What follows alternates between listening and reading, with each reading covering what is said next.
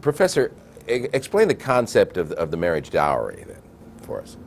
The dowry in Islam is not like the Western tradition that the people or the family or either the bride or the family of the bride gives the dowry to the family of the groom. No, in Islam it is reversed. The family, and I think it has a historical origin, and it is not mandatory. That means that the marriage would not be valid without it.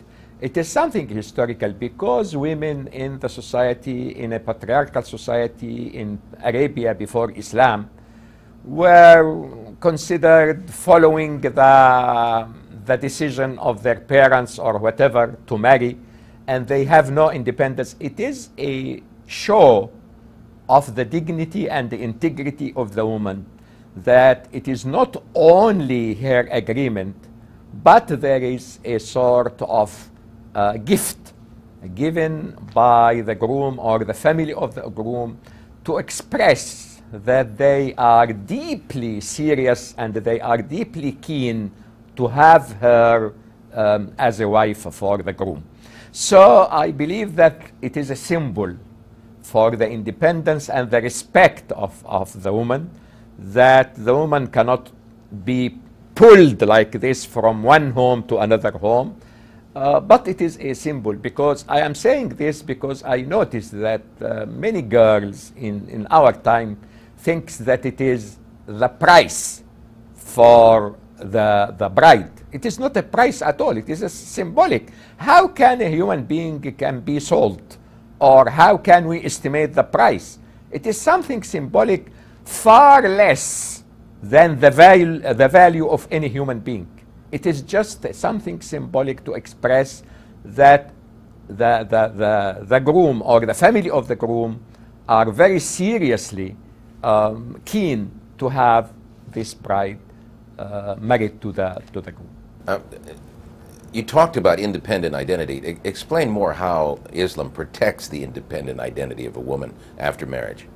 Well, independence beyond the family, we spoke about partnership or partition or equality in making the decision in the family.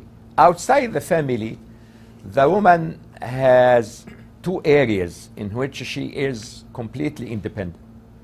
Her civil rights, she can own, she can sell, she can buy. She has complete legal personality, independent personality from her husband. And she can run her business if she has a business. She can have her property separate from the property of the man. This is the civil area. The other thing is the social political area. She can serve the community. She can participate in choosing the ruler. She can participate in any political activity. She may be following a certain political opinion differently from her husband. Her husband, if we can give an example, may be a Republican and she is a Democrat or vice versa. She is completely dependent in going out and serving the society in any philanthropic activity or something. Her husband has no right to say, no, you are here for me, cooking my food and rearing my children, and that is your job. No, she had the right equally to the man to serve the society and to do any service for the society. So there's nothing in the Quran that says you have to stay home, cook, clean the house, take care of the children. No, as a matter of fact, when the woman cooks or cares for the children, she does this voluntarily, and she does this from her own will, and by law she is not forced to do this.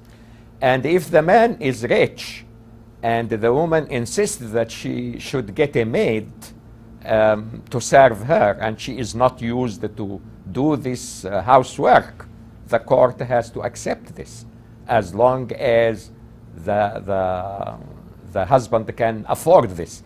But if he cannot afford, it is a matter of sympathy, it is a matter of voluntary participation in the responsibilities of the home, but it is no obligation at all. But what about the marriage contract? What if there is a marriage contract that says the man will do this and the woman's obligated to do that? Is that an exception? It is an exception, but it should be done fairly, because any contract which is not fair cannot be valid, and it can be always terminated by any court. That this is against the principles of justice. You cannot say, for example, that the woman should do this and this and this and this and this, and the man has no responsibilities at all. But they can share the responsibilities, and even in the home, in the house work itself, the man has to participate. And we have the example of the Prophet. He tried to help his wives in their house responsibilities, and every man is invited to follow the example of the Prophet. There is nothing that can be said that this is the responsibility of the wife, and she should do it without any help and whatever her circumstances may be. No, you can share the responsibilities, but suppose that she is sick, suppose that she is pregnant, suppose that she cannot do something. So I think, in addition to the guidelines to say what would be the responsibilities and how they can be marked out, there should be the thing which is between the spouses, the love and the voluntary sympathy and the participation in lifting the burden from any person who may suffer in any time. Where do Muslims find these rights and obligations spelled out in Islam? Well, we find a general principle. The Quran speaks about it generally, that there is equal rights and responsibilities for man and woman in the family, and this is explained in Surah 2, chapter 2 in the Quran, that they have the same rights and equal rights and obligations. How this can be elaborated, how this can be marked out, here is the social traditions. Sometimes this can be detailed in the contract, sometimes the custom itself puts certain principles that the man does so, the woman does so. If they both equally work, what would be the situation at home and so on. This can be left to the custom if it is not, but the law puts the general principles that they should equally have rights and responsibilities. How this can be translated or interpreted, it is left to the custom. For example, rural areas are different from the wife in a rural area may take care of the chicken, of the sheep, or help the man in his farm, anything like this. This is flexible and left to the social custom. Professor, explain the Quran's view of polygamy and its restriction on multiple wives. Well, the ideal in the Quran and in the tradition of the Prophet is that one woman for the one man. But the Quran puts certain circumstances that have to be considered, and in this case, polygamy may be thought of as a solution. It put the circumstances of after war, and it happened especially in that society that the fighting people are men. So if so many men were killed, and you have many orphans and widows, and they are left without anybody to care about them. And in that time, it was not easy for a woman to work or to earn her living. In this case, and for only this sort of thing, it is better to have polygamy rather than have mistresses, as it happens always in war, that many women who are left without men may have relations with the soldiers or something like this without any legitimate or legal rules. It is better always when you have some exceptional thing, to try to find a solution to it, especially in a simple society like Arabia in that time, which cannot provide laws for this complicated situation.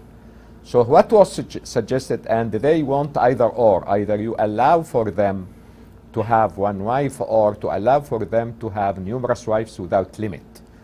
So the Quran said no, in cases, in certain conditions or in certain circumstances, polygamy may be allowed, but with a limit and with two conditions. The first condition, of course, is that there should be a case of necessity, of emergency, that you have many women and you have not enough men. The second thing, if polygamy happens, the man should afford to spend on both wives. The third is that he should treat the two wives equally.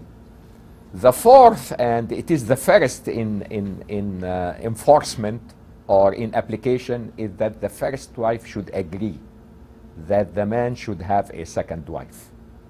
According to all these requirements, if you have women more than men and you need to solve this problem temporarily, not to put a principle that polygamy is a stable or is a permanent principle, but it is a temporary solution to an emerging problem after war or something like this, then the man should afford to spend on the two wives, and that the first wife should agree, and he should treat them equally.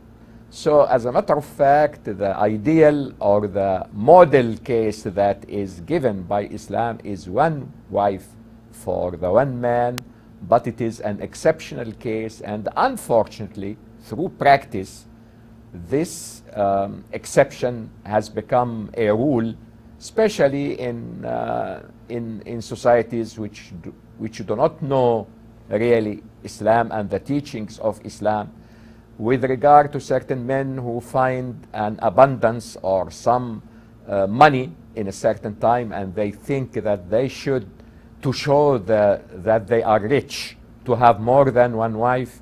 It is also, all these circumstances caused a sort of distortion for the exception and turned it to be a rule, and we should then explain why the polygamy. There is no polygamy. The permanent rule or the average situation, if there is no emergency, if there is no more women than men, if the ordinary and normal situation is there, it is one wife for one man.